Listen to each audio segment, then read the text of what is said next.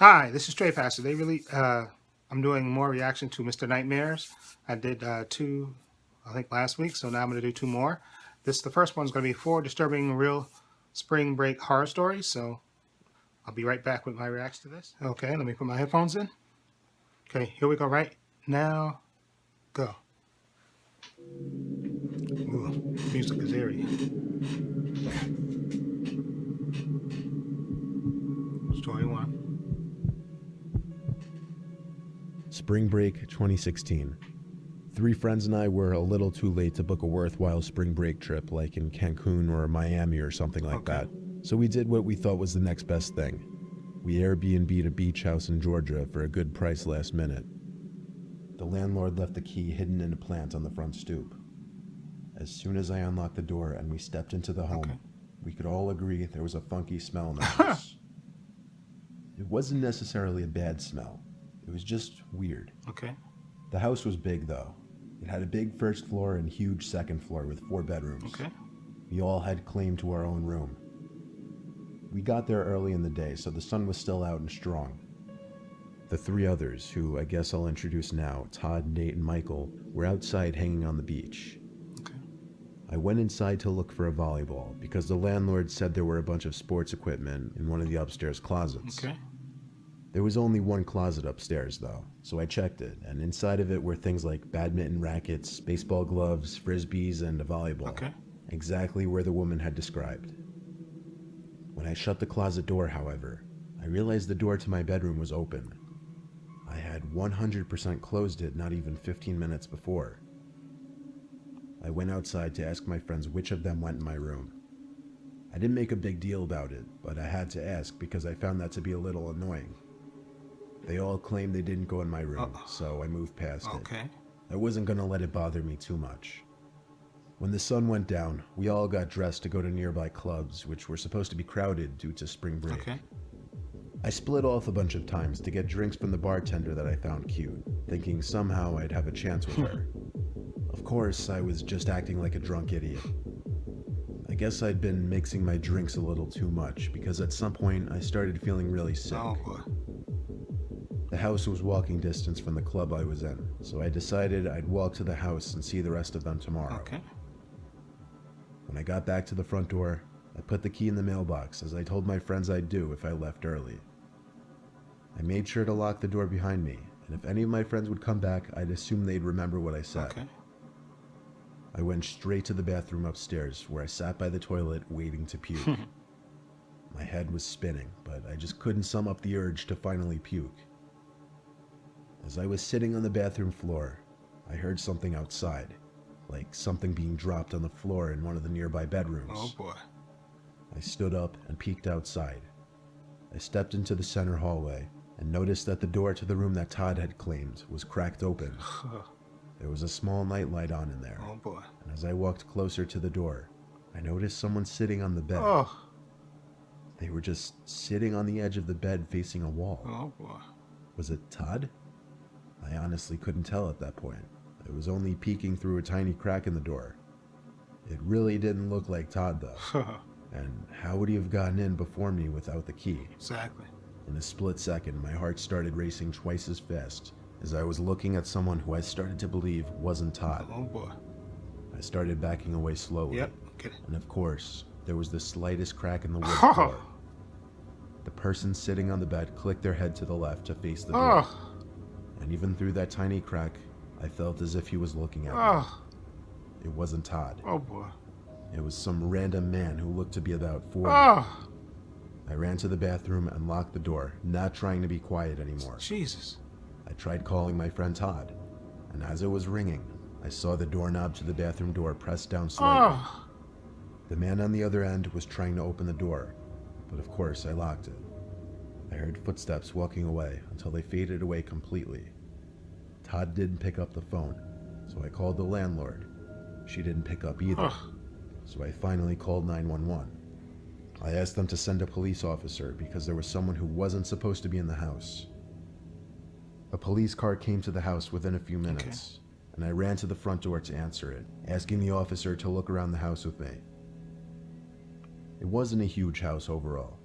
The first floor was a quick search, under the couches, in the closets, in the cabinets. Then we went upstairs, checking all the bedrooms, under the beds, and those closets.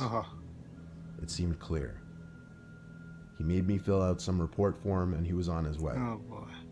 I still locked myself in the bathroom until my friends rang the bell. With all of them back, I finally felt safe. Jeez. And when I told them what happened, they were all in shock. Jeez. The next day, I called the landlord and told her, and she sounded very distraught after I described the man. Yeah. She sounded confident that her crazy ex-boyfriend had somehow broken into the house and was expecting to find her there. It turned out the room Todd had claimed used to be the bedroom she and her ex would share. Jesus.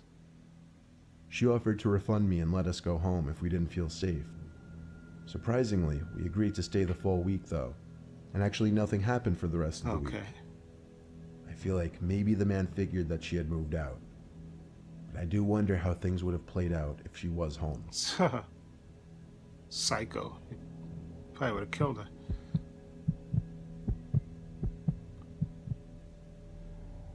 My friends and I were on spring break in Miami. Late at night after hitting the clubs, we were walking back to the hotel. I guess we left super late because I don't remember seeing any people walking around anywhere besides the three of us. Okay. Then, a black car with tinted windows and blasting music came driving down the street. It slowed down when it came closer to us, and when we passed it, it stopped on the side of the road. I told my friends, don't look back, just keep walking. Okay. We came to an alleyway that we could cut across to get to our hotel, so we took it. As the three of us were halfway down the alleyway, we literally saw shadows of people behind us on the ground, exposed by an overhead alleyway light. We turned, and there were three guys walking behind us. I whispered at my friends to pick up the pace. Yeah. We all knew it without saying it, that those guys were most likely the ones in that black car. My two friends were wearing heels, so trying to run wouldn't exactly work. One of the guys called out to us to stop. That only made us go even faster. The next thing we knew, one of them was grabbing my shoulder and forcing me to stop. My friend Gina screamed so loud it could probably be heard for a mile. I screamed in a panic too, as I hit the guy with my bag repeatedly. A couple other guys came in response to the commotion from the opposite end of the alleyway, and told the three guys to back off. The three seemed to realize the fight wasn't worth it and walked away. Jesus. I'd never been so happy to be white-knighted in my life. The two guys who saved us tried escorting us back to our hotel, but we were close enough now, and we wanted nothing to do with guys we didn't know at that point. I don't blame you. We made it safely back and went home the next morning. Gotta be very careful, especially women. For spring break, I went somewhere most college students don't go for that oh-so-coveted week of the year. I went snowboarding in Colorado. My friend Kevin has a house there, so I took a flight with him and we took an Uber to his house. It was a lot of uphill driving through the snowy mountains of Colorado that I honestly can't even name. Kevin's family is loaded, so they have houses in multiple states. We pulled up to a huge property. Snow was covering everything, so I couldn't see anything but his house, really. We didn't plan on snowboarding that day, as the sun was already going down, and we had 2 long days ahead of us anyway. Kevin had to unlock everything in the house. It had been a month since he had come last. Kevin made a couple frozen pizzas that were left in the freezer, and we ate those for dinner. The rest of the night, we just drank and played video games. The house had a beautiful main floor that sat with the ground level outside. Kevin didn't keep any of the blinds shut because he said the closest neighbor was about half a mile away. It was definitely a pretty private property. That's why when we both heard a thump at the window, it was that much more bone-chilling. Both our heads jolted to the window like an animal that just heard a predator approaching. We paused the game and walked over to the window that thump just came from. Of course, we couldn't see anything outside because it was pitch black and snowing outside. But we did, however, see a distinct handprint on the glass that came from the other side. Needless to say, we were both spooked. Kevin wanted to go out there with a couple batons that his dad kept under his bed upstairs. I told him that's a stupid idea. But he seemed more angry than anything at this point that someone would trespass on his property and invade our privacy like that. Call the cops. So he convinced me to go with him. We threw back on our coats and boots, and into the snow we went. I followed him since he was holding the lantern. Yes, he had a lantern instead of a flashlight. Oh, We went to the side of his house. I found myself almost slipping and falling, walking the slight uphill several times. He turned on a light on the side of his house, which lit up the area by the window where we heard the thump. If our suspicion of being watched wasn't already confirmed, then it was when we saw the two-way footsteps in the snow leading to and from the window. We started to follow them. They led into a small patch of woods, and we continued to follow. At this point, I asked Kevin if we should just forget about call the it. cops. He didn't even answer me, so I knew to shut up. Sir. The footsteps left the small patch of woods and entered a clearing. Kevin stopped me and muttered, "What the fuck is that?" In the very near distance, there appeared to be these identical objects spaced out evenly. There were 4 of them. They stood tall like a person. Kevin took a few more steps forward, leaned his upper body in to take a closer look, I guess, then turned to me and said, "Let's get the fuck out of here." I hurried back with him, asking what he thinks those things were. He said, "I don't know, but they look like human silhouettes strung up on some kind of sticks." Sir. The words that came out of his mouth shook me. I never felt more relieved than when we got back to his house. This time he shut every blind in the house and double-checked all the doors. The next morning, first thing we did was walk back over to that clearing. We walked around it for about 10 minutes, searching. We didn't find any bodies or anything like that, but we did find 4 big wooden poles almost identical in size. We had zero explanation for this whole scenario.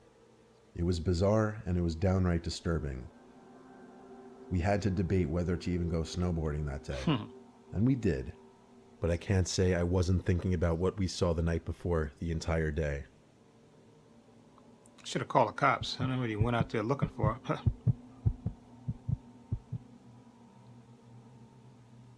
Last year I went to Miami for spring break. A few days before I went, I had a horrible dream.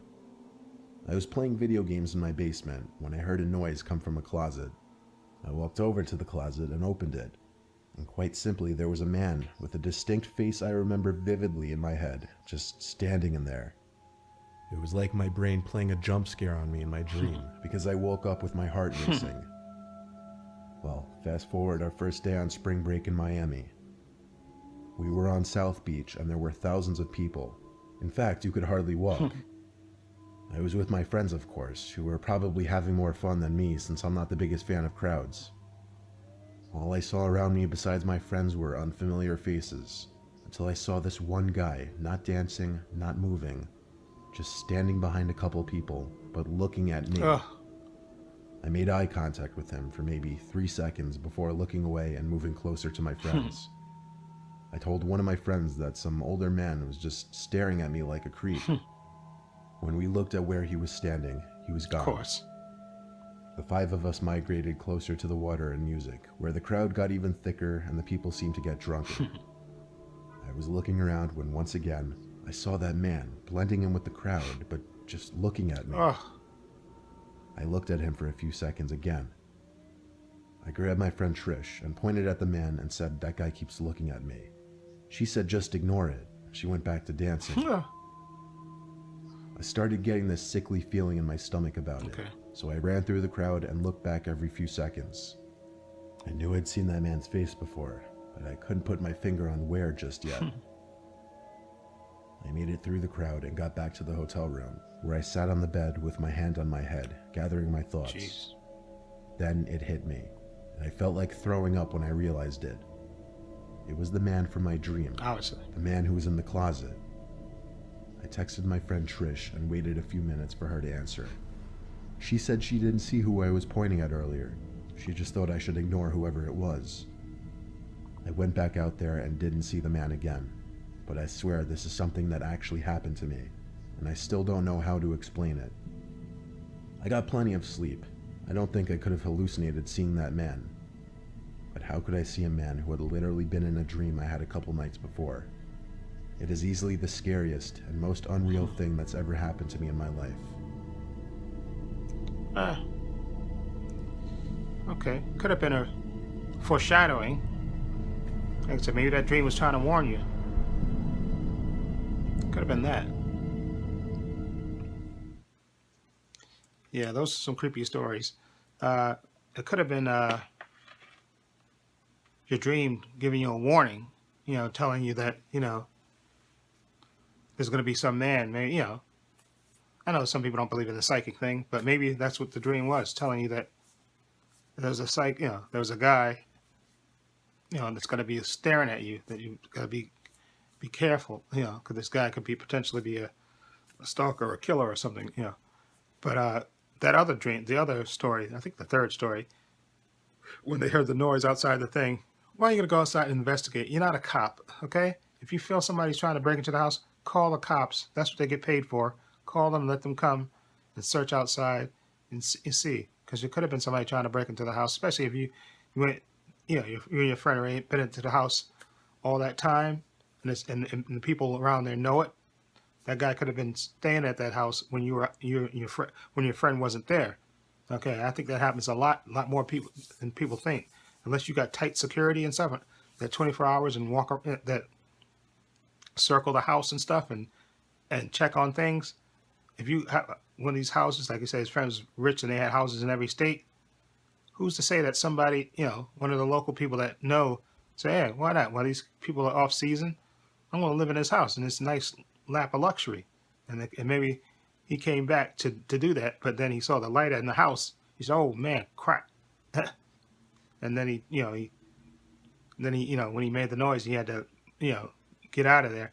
But it's pretty freaky stories. And then the story with the girls, yeah, you got to be careful, especially, I'm all for women being independent and all that stuff, but especially, let's face it, women are the weaker sex, and sometimes even if and it sounded like it was just all women from that story, them running down the alley and stuff.